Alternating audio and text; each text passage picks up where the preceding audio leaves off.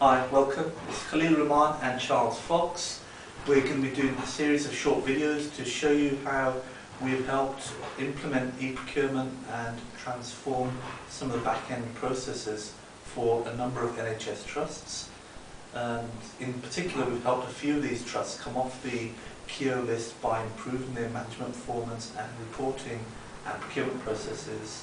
We're going to take you through a short story of how we've worked with a number of these trusts in the southeast of England. So, Charles, if we talk them through the story where we started off, I believe when you arrived here, there was an issue of not having purchase orders come through the system. Can you talk us through that, please?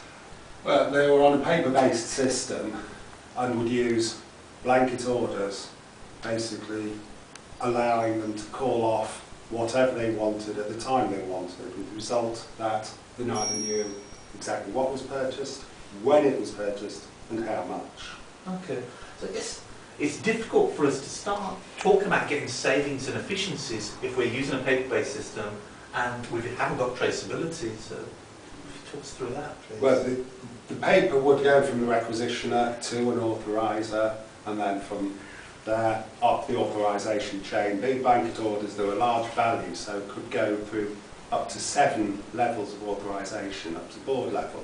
This, of course, with paper takes time. Yeah, I think my experience has been, though, when you have got very large value blanket purchase orders, you don't know what it is you're buying, you don't know when it's going to come, you don't even know how much each item is going to cost, so it's very hard to create efficiencies in that There's scenario. no analysis available. There isn't. The other fallout from that is you've got people at the cutting edge at the theatres who really can't live with that scenario.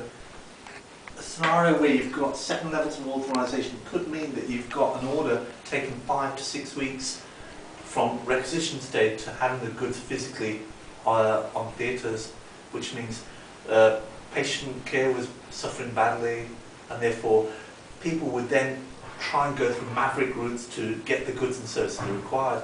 They'd phone suppliers and just order stuff, and then retrospectively purchase orders being raised. It's clearly not an ideal situation. Or indeed the blanket orders. They would say, have an order for £100,000, and then somebody would ring the supplier, quote an order number, and order the goods. With the obvious weakness inherent in that sort of system. Okay, so we came into this process sometime in the end of 2012, and we did identify a number of things that need to be addressed within the NHS. And I think, Charles, you mentioned a few of these on your slide here. Well, first, the people actually involved in the requisition process have to persuade them that there are better ways of doing things, and we get them on side. Some departments are particularly keen on improving, so concentrate on them first.